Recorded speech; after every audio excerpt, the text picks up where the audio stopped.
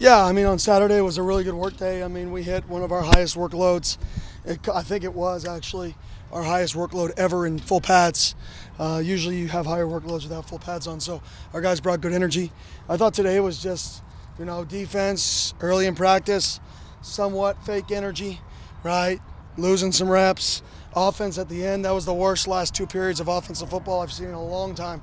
We couldn't snap the football with our 2s, 3s. I mean, we got to have another guy who can snap the football, and we have to be able to not jump off sides.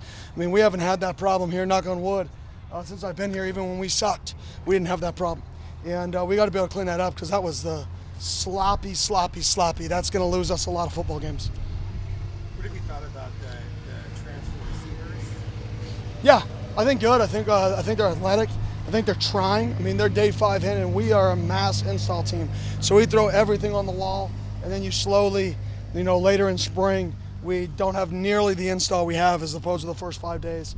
So I think here in weeks 3, 4, 5, you're going to see it kind of slow down for those guys a little bit. Because right now they're playing fast, but sometimes they're playing, all right, what step is this on? I think that's going to progress as fall camp or spring ball progresses. When it comes to the running back position, in an ideal world, do you want one featured guy, or would you rather have a committee of guys that you can kind of rely on? I mean, in an ideal world, whatever gives us the best chance to win. Sometimes that's ideal featured. Sometimes that's multiple people. I think there's pros and cons to both. So I don't really have an ideal situation there. Obviously, if you can get multiple guys involved and keep guys fresh, that's a strength. But what if the one guy's so good that he doesn't get tired? Well, then you're not trying to keep him fresh. You want to keep giving him the ball. So I think it's just, I don't know if I have an ideal situation. I think right now we have a bunch of guys battling, to play. And I think there's a bunch of guys who deserve to play in that room right now. So last year was the first year that you and just rest of college football had the headphones and the helmet of the quarterback and the middle of the linebacker. How do you evaluate that process just from your personal perspective? Yeah, I think it was great. I mean, the communication that we could give to our players on both sides of the ball was huge. The ability to practice and have the coordinators constantly talking, or for us, our linebacker coach, run game coordinator, Coach Coop, always talking to the linebacker and kind of get on the same page, like, hey, cut split, what's our alert? Right, for us, it's like, hey, boundary safeties alignment, what's our alert for an offense or the nickel, whatever that is in the play. It's just good for our guys to constantly hear that every single practice, because then in a game it's more natural for them. Are there any conclusions that you're trying to implement in the spring based on that experience? No, I thought we did a good job of it last year. I thought we used it to our advantage. I thought it was a strength. One of the hidden strengths was how we used it, how we practiced with it. So I think we're just trying to continue to build. And yeah, we may build upon it a little bit and rely on it a little more now that we're more comfortable with it. How do you think about Anthony Cooper, the way he's progressed and grown after not playing last season? Yeah, I mean, you can see him back out there. I mean, back with it. I mean, this is his 7th year of college football. So, it's fun to see him out there and competing again. Coach, what do you think about playing on a maroon football field? Yeah, it's funny. My wife texted me this morning. She's like, no. Oh, April Fools. And she absolutely hates it. So, and I agree with her. That's atrocious, right? We don't need that field. Maybe a practice field. Maybe we'll get maroon practice fields. Do you play any April Fool's jokes on your players at all? I don't. I think it's impossible, right? Everybody knows it's April Fool's. So how do you play a joke on the one day where everybody's playing jokes, right? I'd rather play the joke on a day that's random, and like on a random Wednesday, than on April Fool's Day. So yeah, I don't really do anything on April Fool's. That was our creative team. So. I know maybe last year. I mean the offense you weren't necessarily super pleased with today, but a year ago to now, what would you say is the biggest change in how this team's looked? Yeah, well, I think we're bigger across the board. I think we're a bigger football team. Obviously, we have a quarterback who we know who the quarterback is, who takes control, right? So we have a natural leader at the quarterback position. So I think the biggest deal is, our quarterback's established, and then we have, an established wideout who's not going right now. But I think we have some key elements where we know we want to be and how we want the offense to look.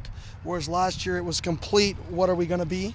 I think now it's way more, we know for the most part how we're going to look or what we want it to look like. So let's double down on the things we know we're going to be. How good does this tight end group look between Kamari Anderson, AJ New? You have an all-conference guy back. Really good. I mean, Coach Munz has done a phenomenal job with this room. Not only are they really good freakish talents. They're really good kids, really intelligent, and they care. And they can all block people. That's the one thing. I mean, if you come here, you know, you're going to block people. I don't care if you play wide out, running back, tight end. You're going to block people. If you play defense, you're going to hit people. All right? There are no cute positions. All right? This game is not a cute game. It's a physically tough game. So all those guys are big specimen who will block you. Coach, when NFL scouts call you this time of the year and ask you about Cam, what do you tell them? I tell them you want to draft him.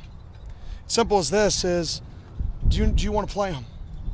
No. He can do so many things that if you're a team that moves a guy around, if you're a team that relies on matchups and truly looks for matchups, he's a nightmare. Because you can line him up at running back, you can line him up in the slot, you can line him up as the number one receiver, you can line him up in a wildcat quarterback, he can run the ball in short yardage downs.